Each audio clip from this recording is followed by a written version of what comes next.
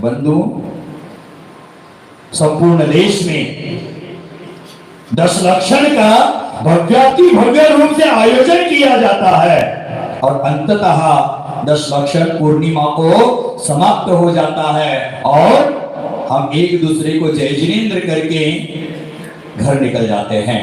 हमारे अशोक भाई जी कहते हैं, हमारे उपवास करने वाले भाई बहन भादों के चैनी पूनम का पारना करते हैं और मंदिर को वारना कर देते हैं। वारना का मतलब दरवाजा होता है, माने पूनम का पारना और मंदिर को वारना माने मंदिर का दरवाजा बंद हो जाता है। एक दूसरे को जय जिनेन्द्र करते हैं, जिनेन्द्र को जय जिनेन्द्र करते हैं और पुनः प्रस्थान कर जाते हैं, क्योंकि उनके मन में यही धारणा हो जाती है कि 10 लक्षण सानंद संपन्न हो गए। देख लेना, किसी मंदिर के ट्रस्टी को, संस्था के पदाधिकारियों को पूछा जाता है 10 लक्षण कैसे हो गया, पर्युषण पर्व कैसे बीते, तो उनका उत्तर आता है सानंद। क्यों? क्योंकि इस वर्ष अच्छी बोलियां मिली, मंदिर को अच्छी इनकम हो गई। अब तो हम मंदिर ट्रस्टियों ने सोचा है और एक 2-4 वेदी बना ले और एक पंच कल्याण करा ले, क्योंकि मंदिर को और धन संपदा प्राप्त हो जाएगी। माने मंदिर ट्रस्टियों की, पदाधिकारियों की दृष्टि पैसे पर रहती है। पैसा अच्छा आ गया तो उनको लगता है कि पर्व सानंद संपन्न हो गए, विराट के आयोजन सानंद संपन्न हो गए। किसी प्रवचनकार को पूछा जाता है तो उसका भी उत्तर आता है कि पर्व सानंद संपन्न हो गए, क्योंकि इस समाज में मुझे बहुत इज्जत मिली, मान सम्मान मिला, आने जाने का टिकट भी बनवाया और आज तक जो लिफाफा मिलता था उससे ज्यादा लिफाफा मिल गया। इसलिए पर्व के आयोजन सानंद संपन्न हो गए। किसी बालक को पूछा जाता है, छोटे बच्चों को पूछा जाता है आयोजन कैसा रहा, तो उस बच्चे का जवाब रहता है, उत्तर रहता है बहुत मजा आया। अब की बार अच्छे सांस्कृतिक प्रोग्राम हो गए, गीत, नृत्य, mehndi, fancy dress, dance competition, संगीत की पार्टी बाहर से आई थी, महाराष्ट्र से, बहुत अच्छी थी। उनके कंठ में सरस्वती का वास था, कोकिल का वास था, बहुत सुंदर संगीतकार आया था, खूब नाचे, खूब डांस किए, खूब मस्ती कर लिए। बीच में 1 घंटा महाराज जी का प्रवचन बोरिंग था, बाकी सब अच्छा था, बाकी सब बहुत अच्छा था। बीच का 1 घंटा महाराज जी का प्रवचन बोरिंग था, अथवा भैया जी पंडित जी का प्रवचन बोरिंग था। ये उसको नाच गाने में मजा है, डांस कॉम्पिटिशन में मजा है। उसी प्रकार किसी युवक युवतियों को पूछा जाता है पर्व का आयोजन कैसे हो गया, तो वो दिल खोल कर कहता है, क्या कहे महाराज, बहुत डांडिया, बहुत गरबा, दिल खोल कर खेल लिए। माता बहनों को कहती है नई नई साड़ियां, नई नई आभूषणों का प्रदर्शन कर लिया, 10 लक्षण पर्व सानंद संपन्न हो गए। आपके नगर में भी आज तक ऐसे ही होते होंगे, अथवा इस साल भी कुछ बदलाव करके ऐसा ही हुआ होगा। लेकिन विचार करना, क्या इसी का नाम धर्म प्रभावना है? मंदिर की आय, सांस्कृतिक प्रोग्राम, प्रदर्शन, मान सम्मान कराने के लिए 10 लक्षण आते हैं। इन सबके लिए विधानों के आयोजन किए जाते हैं। क्या इन 10 दिनों में अथवा विधान के दिनों में पाप का व्यापार कम करके धर्म का व्यापार चलाने के लिए आते हैं? आज धर्म को भी एक व्यापार बना दिया है हमने।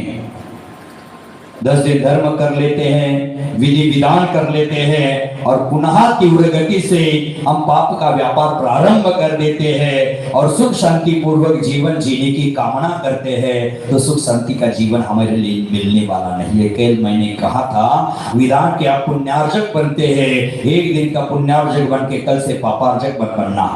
बंधुओं, इस अवसर पर विधि विधानों के आयोजनों में, 10 लाक्षण महापर्वों में अनेक साधर्मी जन होते हैं जिन्होंने प्रवचनों के माध्यम से ज्ञानार्जन किया, जिन्हें भगवान की पूजा भक्ति के माध्यम से भक्ति रस का आस्वादन कर लिया, कृत दोषों का प्रक्षालन करके परिणामों की निर्मलता बना ली, भावी भोग का अभाव करने का प्रयास कर लिया, व्रत आदि का पालन करके संसार भ्रमण को खंडित करने का प्रयास कर दिया, सदाचार से सदाचार, असंयम से संयम, अज्ञान से ज्ञान की ओर उन्होंने कदम बढ़ाया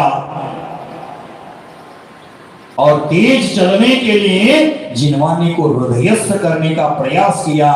उनके लिए विधानों के आयोजन, चातुर्मास के आयोजन, 10 अक्षर के महापर्व है, वो लाभकारी है। लेकिन ऐसे लोग होते कितने हैं?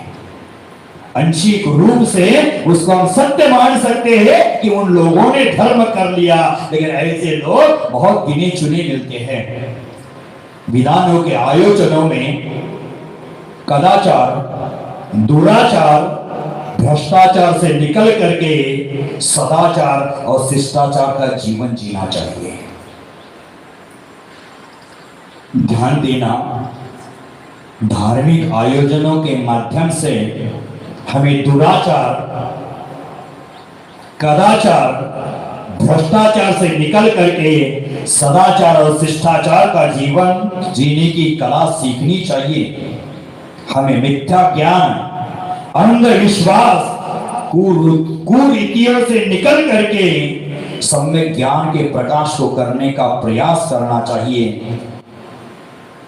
हमारी दृष्टि अनादिकाल से परोमुखी है, उसको सोलमुखी करना चाहिए।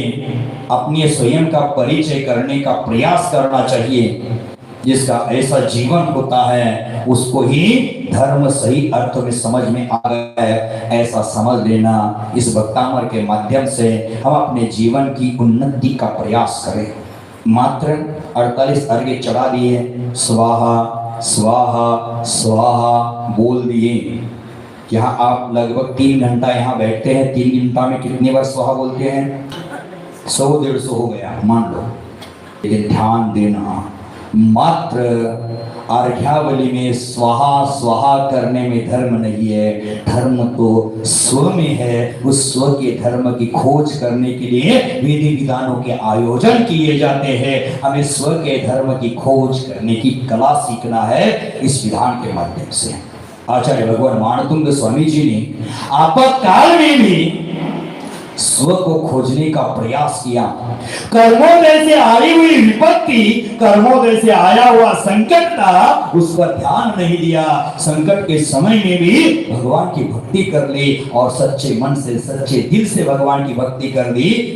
जेल के दरवाजे खुल गए। मैं बार बार कहता हूं, अगर दिल में हो आस्था तो बंद दरवाजे में भी मिलता है रास्ता। माणतुंग आचार्यों के दिल में आस्था थी, इसलिए बंद दरवाजे खुल गए और वह कैद से मुक्त हो गए। हमें भी संसार के कैद से मुक्त होना है, कर्मों की कैद से मुक्त होना है, तो दिल में आस्था जगा लेना, परमात्मा से वास्ता जोड़ लेना। नास्ता के प्रति लालसा है, उसको थोड़ा विराम दे देना, तभी जाकर मोक्ष का रास्ता मिल जाता है। आप सभी को मोक्ष का रास्ता मिले, ये मंगल भावना के साथ आज की चर्चा को यही विराम। जय महावीर।